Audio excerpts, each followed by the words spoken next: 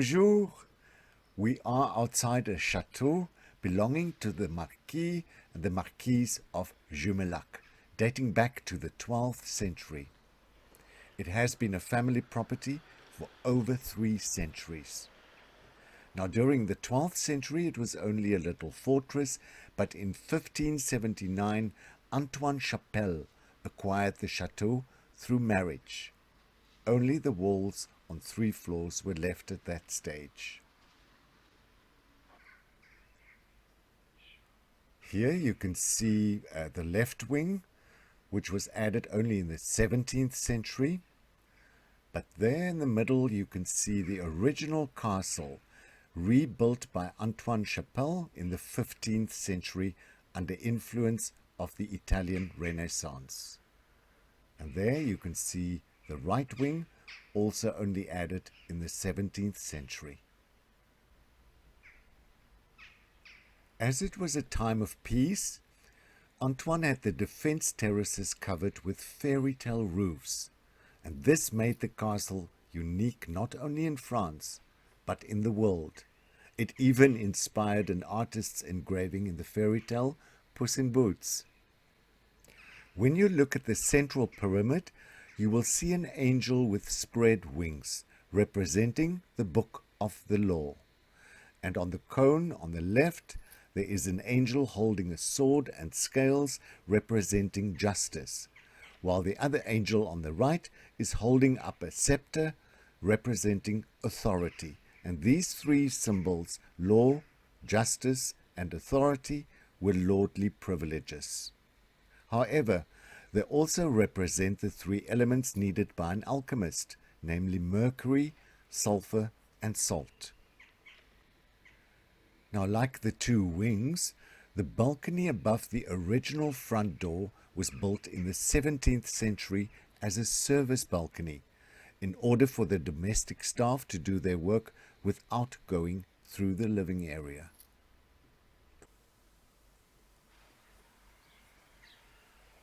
Okay, here we are in the old stables.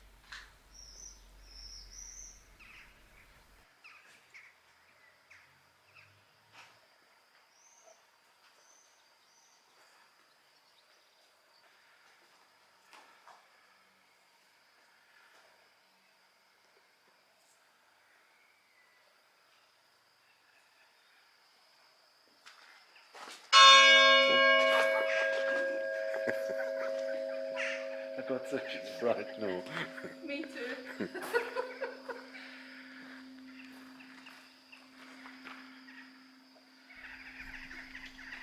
And here is the original family church added onto the chateau. And down there, the French gardens. So let's go and have a look.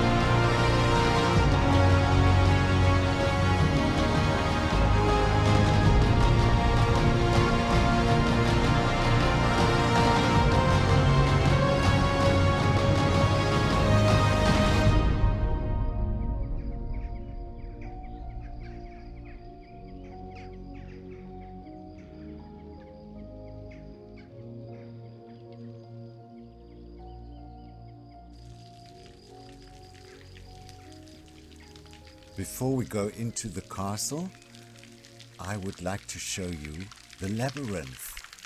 Come.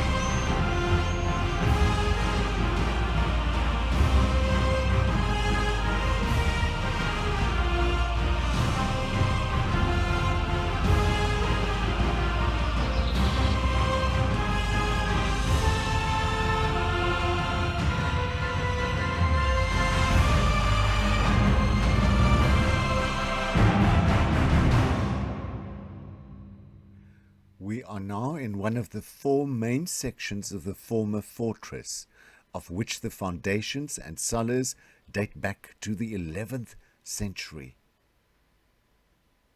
Now, this narrow staircase was the original staircase of the fortress, and it was built for defensive purposes. Look, the steps are very high, it's very narrow, and further up it bends sharply to the right, forcing the attacker to use his left hand. The walls here are more than 4 meters thick.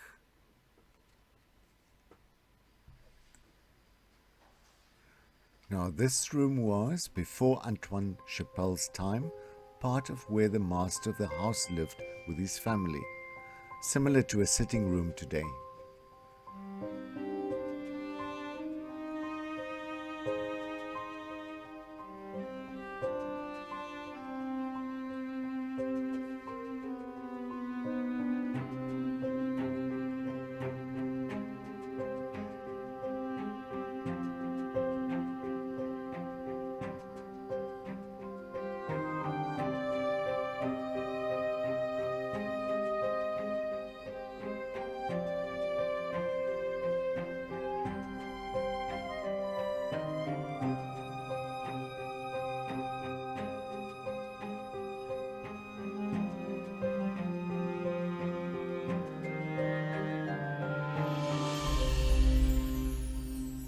In the fireplace on the left, you could see a Château, a kind of bench in which the salt was kept dry.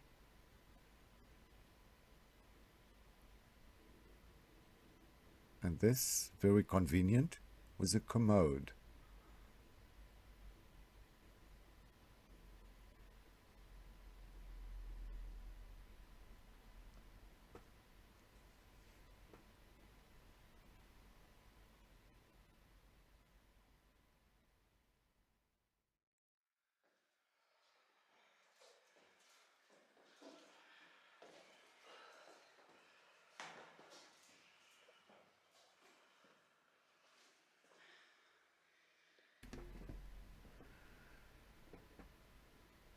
This was the communal room, and in the Middle Ages, people used to take refuge here in case of invasion, epidemic, or any other danger.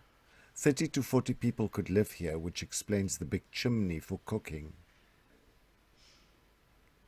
This slanted hollow in the wall was the first zinc in the castle, used for the emptying of dirty water.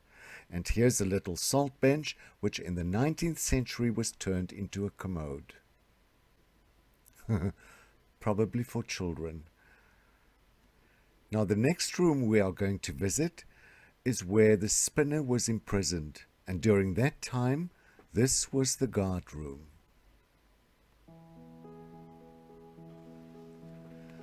The legend of the spinner tells of a young lady, Louise de Hautefort, who got married against her wishes to Antoine Chapel's eldest son, Antoine II, while she was in love with a young man from her region. Now a jealous husband, who suspected this secret love, locked Louise in this room we're going to visit now, while he went away fighting for the king. For 30 years.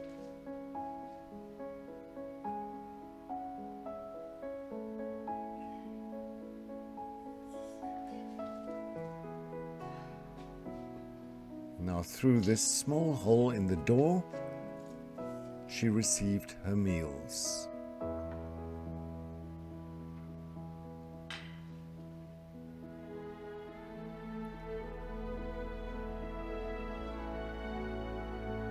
And this is a full-length portrait of which she drew the outlines on the inside of the double door of a prison. Louise spent her days filling spindles with wool, in which she hid messages for her lover, who had become a shepherd for the castle. He would then stand beneath the arched window, the only one that could open, and catch it. And she also prayed, to the right of a bed, a little shrine.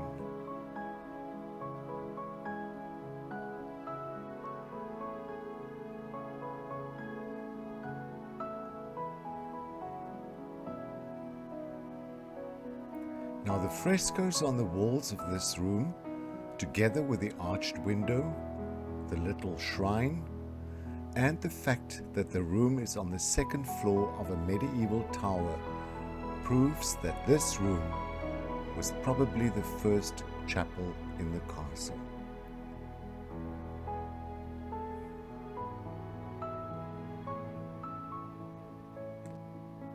Now, after his return, Antoine II discovered his wife's secret messages and challenged the young man to a duel, in which he beat him.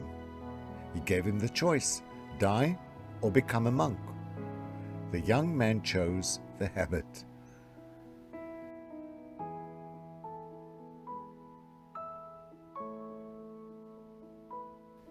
Now, when Louise was widowed many years later, she remarried.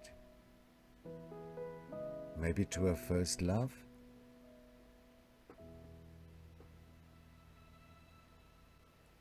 Another century brings another style. We're in the right wing now, built in the 17th century. And this magnificent staircase, Louis XIV style, is a smaller copy of the Queen's staircase in Versailles. Let's go upstairs and see the hunting gallery.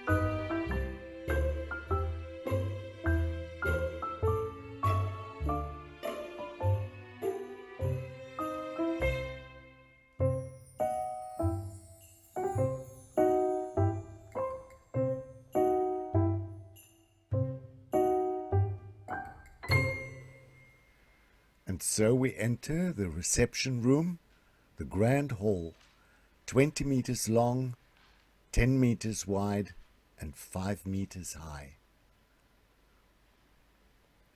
The masterpiece, of course, is the carved wood fireplace from the 17th century. Now the painted figure is Pierre Joseph, the third Marquis of Jumilac. And lower down is the Jumilac monogram. The fireplace is a good example of the transition from the style of Louis XIII with its 2 stories and 4 statues to the style of Louis XIV with its rounded apron.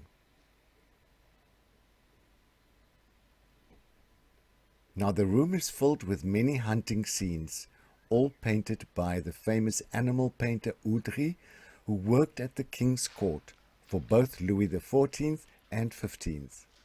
Apart from the Regency period game table, the furniture all dates back to Louis XV.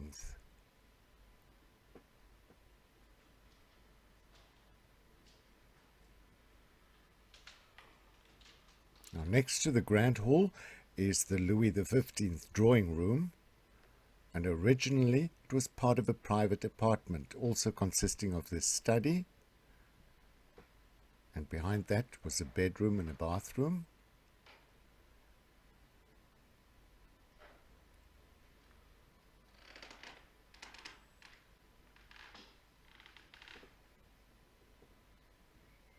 Now below the Louis XV chandelier, you have a settee and armchairs covered in a canvas tapestry with peonies and foliage, matching the wallpaper. And here you see one of the first upright pianos with beautiful marquetry of the early 19th century.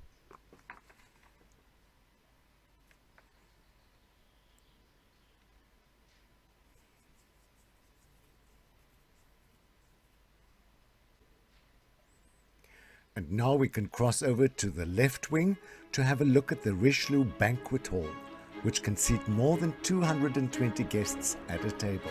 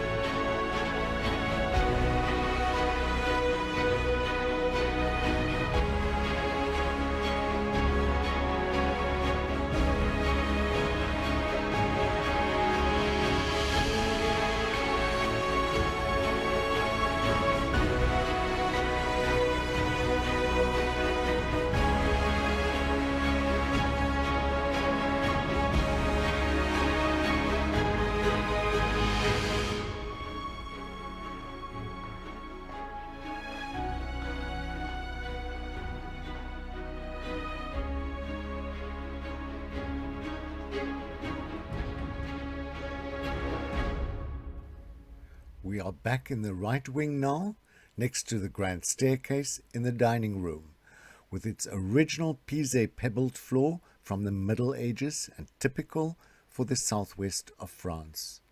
And this large table is from the end of the Italian Renaissance, made of cherry and ebony wood.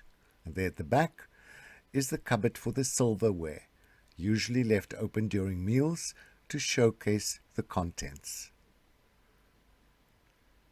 Now, before it became a dining room in the 17th century, it was used as a storeroom for food because it's right next to the kitchen.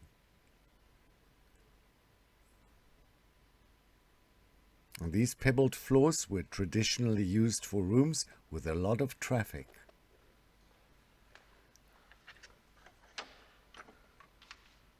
And here's the kitchen. It has a simple stone floor and almost 120 pieces of copper kitchenware.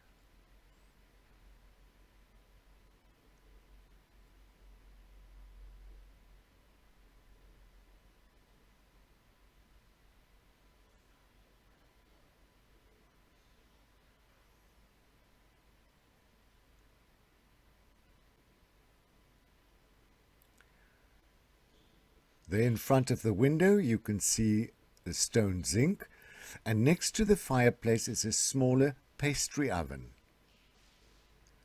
And these small pots were used for reheating delicate sauces and stock.